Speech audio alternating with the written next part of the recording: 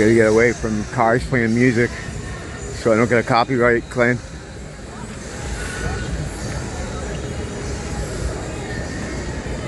I don't know for sure, but I'd take the bet that I gotta be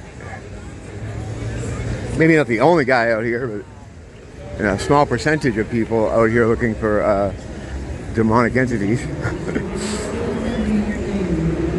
When I'm walking and I'm not filming, my peripheral vision is just like picking up everything, like movement. I don't directly look at stuff, but I just have trained myself to be able to just see like irregular movement. So if someone's running, you know, my eyes always go there, or someone's stumbling or drunk or something. And the idea is that if they're not on their track, because most people walk on the track, I've established that before a couple of times, so settled science, but if they're not on the track, it means there's something going on with them. And one thing I don't think I've ever pointed out is that people that have demonic entities in them, when they are possessed, they have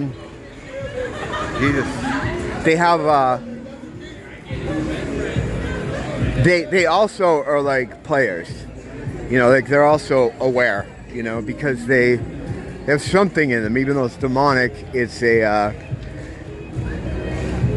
not like just like a regular robot program running scripts, which is like what you get a lot of people around you most of the time, you know. I don't like going through too heavily crowded places when I'm filming, but I don't know, give you a look at what's going on up here.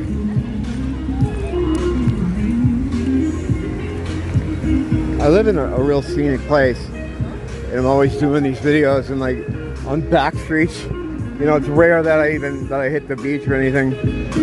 Oh, this guy was playing the Mario theme one day out here when I was getting all the Mario stuff, the, you know, synchronicities.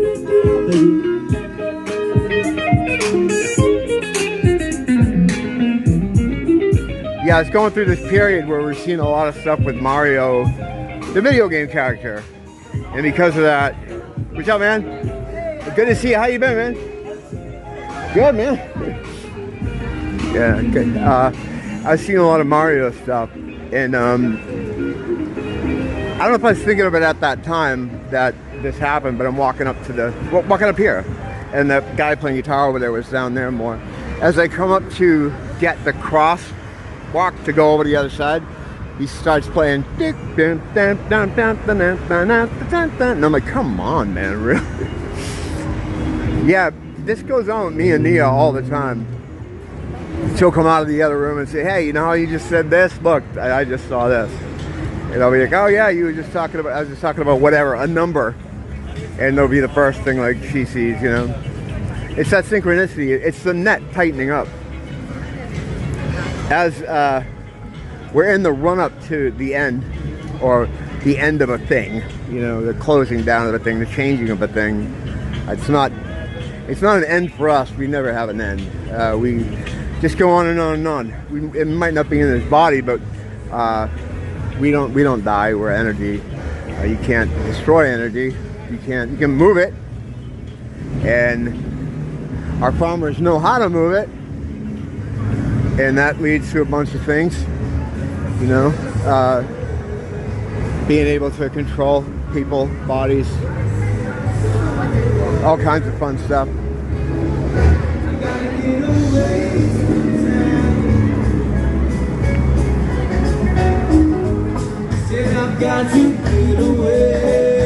That's another possible content strike. It's okay though. The content strikes, they're not content strikes, they're copyright claims.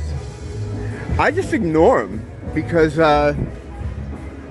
they don't do anything. They don't really matter because I'm not monetized in any way, you know. So I think that's all it is. I think that's all they do is try to claim any monetization. But I don't have anything monetized, you know. There's no way I will, because I'm never gonna you know, start just talking about normie subjects. But on the music page I have, the music page I started, you know, I could try to build that thing actually.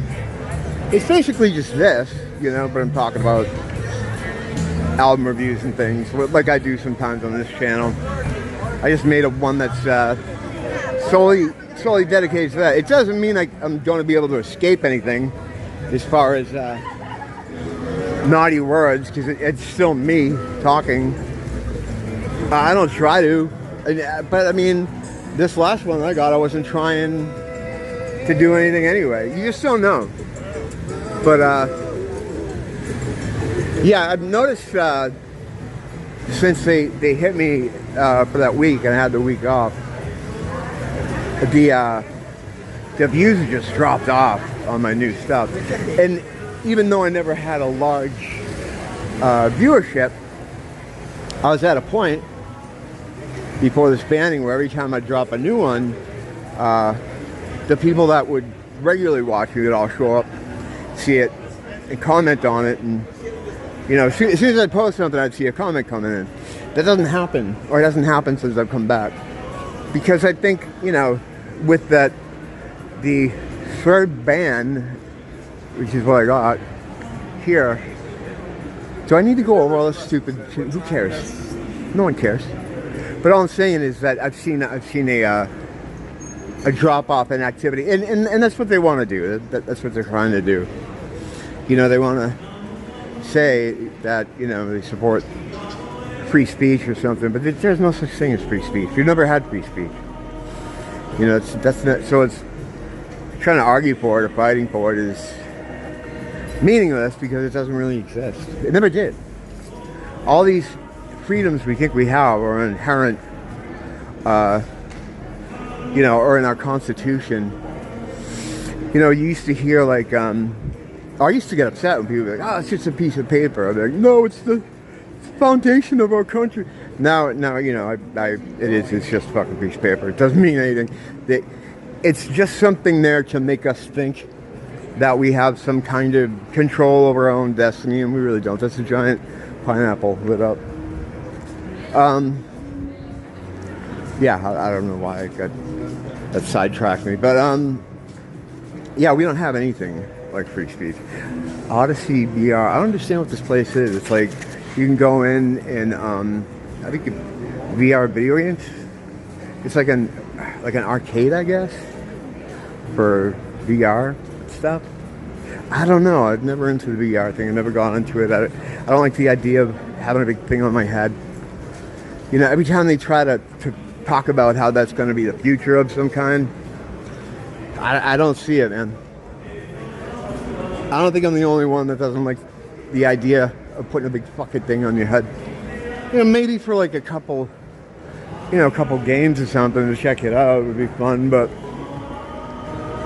you know, the way the Zuck was talking about it, like we're gonna give up this world and just sit around with these fucking things on our head. Yeah, it's not happening. A lot of stuff they like to tell you is gonna happen. A lot of times it doesn't. They're really screaming like about this AI, how it's gonna take over the world and stuff. And I don't know. I wouldn't. If I had to place a bet now, I would say that's probably not gonna happen. Because they know, the people the farmers, you know, they know the outcome of something like that. Like if it really was going to take over the world, it wouldn't exist. But what they can do by telling us constantly, lately, that it's going to take over the world is that it can be used for a psyop. Like, oh, because of AI, fill in the blanks, which can just do anything. We had to shut down this city, or we have to impose this, or we state of emergency here because the AI did something. It's just another thing they can use, because they can't just do this shit. They got to get people to go along with that. You know, you have to buy into it. You know, there's this weird kind of cosmic, karmic dance they do, where you have to do it to yourself. You know, they can't just impose this tyranny on you. You have to be complicit in it somehow. That's the deal. That's how evil works. Terms and conditions. Evil's got a EULA. You know, God doesn't have anything like that. God's there. You just gotta, you have to want to have that relationship yourself, you know. But he requires no contracts. Evil does, though. But from what I've observed, there doesn't seem to be any kind of rules as to how they can give you an out on it. Like, well, you chose it, you know, but they can present it in any way. It's just like the thing from a couple years ago. Like, oh, you know, we're not forcing you to take it, but you can't work if you don't. It's like they can use any kind of coercion they want. It seems to be fair play when it comes to any time they interact with you or they need you to do something. But the important thing is that they can't do it to you. You have to do it to yourself. And they're always trying to get you to do it to yourself. Evil is like, it's someone telling you that there's a fly on your face, you know, and so you smack yourself in the head. It's just, you have to, that's why it's so important to be aware of it.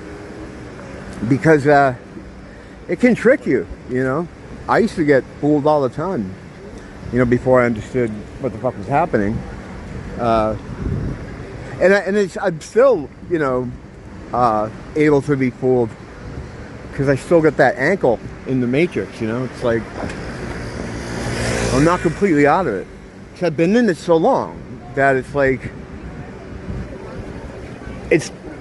turning a big ship around out in the sea. You know, you can't just spin it. It takes a big, you know. Your perspective is very much the same way. I mean, especially if you're an older person like myself, an AARP guy. I don't know. When is AARP? When do you get that shit? I mean, I won't get anything because I'm... Never mind that. But I don't know when that is. Is it 55? Maybe. I don't know. I'm not AARP yet. It could be. It's funny, 55, like, you know, people were retired at 55 back then, you know, back a long time ago, and then you got all the money that you paid into the system, and you fucking go live somewhere. And it wasn't like just eking by. If you had not even a really good job, but just a fairly average job, you know, there was a time in this country, post-World War II, where, you know, you could buy a house and have a couple of cars, and when you're retired, you know, oh, we're retired now, we're gonna go live down in Florida, we're gonna play golf. That doesn't happen. That hasn't happened in a long time. That whole system, to how it worked as it was intended or as it was presented or promised to the people, I don't know, what did it lasted like what, one and a half generations, you know? And very quickly, there was diminishing results from it. You know, within 20 years, people, you know, they have some money, but they're not going to get the place in Florida. And then it came from, now they're retired, but they have to get on some kind of services to survive. Now it's like, I don't even know. And they're always pushing, you know, the retirement age up and up and up. And now it's like, I don't even know what retirement age is now. I don't think you can retire, because it's like the cost of things has gone up so high and so exponentially that it's like, how would you? When would you? You know, people working now into their 70s, you know? Well, whatever. I was never going to... There are just generations of people that were never going to participate in that anyway. The way that financially the system was set up, it's kind of like an inverse pyramid scheme. The way it was destined to fall apart. It was meant to fall apart. You know, they do these generational plans for stuff, and it seems to be all coalescing now. You know, it's just like it's all sort of fallen into place in the way they wanted it for the script. And it's a script that, you know, I think we've seen before, has been run before. The other day I was thinking about how we're just one of the the snow globes in the muffin pan, and how there are other snow globes, and perhaps things come from the other snow globe. And I think this snow globe runs this same script, and perhaps one of the other snow globes, one of the other parts of the muffin pan, they have their own script that they run. So, and it just repeats. It repeats. You know, they do a reset, and then it starts all over again. And you have the Crimean War again, and you have Hitler again, and you have all these things again. It just runs that way. You know, probably different people portraying these historical figures, but I mean, I don't even know how far back you have to go. Because for our area here, in our situation here, the late 1800s, there was some kind of reset to the area. Every city, every like major city, had some kind of crazy fire or some kind of crazy like earthquake or some disaster that seemed to wipe out everybody. And then there were the orphan trains bringing new kids, new people in, and then all those creepy photos of those empty cities with new residents walking around with their suits on and that look all bewildered, like they weren't from there, you know? So maybe there are mini resets within the reset.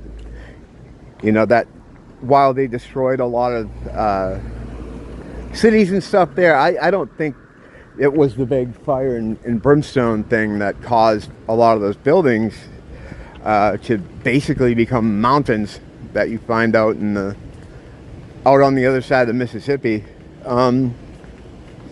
So there's scripts that go on, and maybe there are smaller resets, and then you get the larger resets, and I don't know which one we're heading for now, but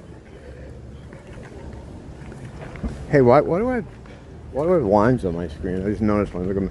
I've been trying to keep my eye on my screen so I don't get thumb cam. But there's like a grid right now. The thing is, I change phones so often that when I get a new one, I just kind of go into what I normally do, and I don't kind of learn how to use the one I have. And they always like to change shit just to fuck you up a little bit. You know, just so they can justify you having to buy another one the next year. It's fucking madness. I'm going into old man territory here, but I remember when I loved the idea of just dumping my PC, you know, like 10 years ago. I'm like, God, I don't need all this shit anymore. Just do it all on my phone and save a lot more money. Fuck, that phones are what, $800, 900. That, you know, my father-in-law just got one for $1,200. The guy's like 80 something. It's like, what? Why is he? I don't even need a $1,200 fucking phone. Whatever. Yeah, I am old man yelling at cloud at this point, so I should probably let you go. No demons. I have my bag with me too. My little man purse, whatever, with all my supplies in it in case I come across anything. But you know, sometimes it's a double, and sometimes it's a strikeout. Tonight we had a strikeout, but I'm here every day, so maybe tomorrow. Hopefully we'll all be here every day for a long time to come. Or at least until Jesus returns with a big ass sword. He takes care of a lot of these motherfuckers. Don't blame the teacher, blame the school.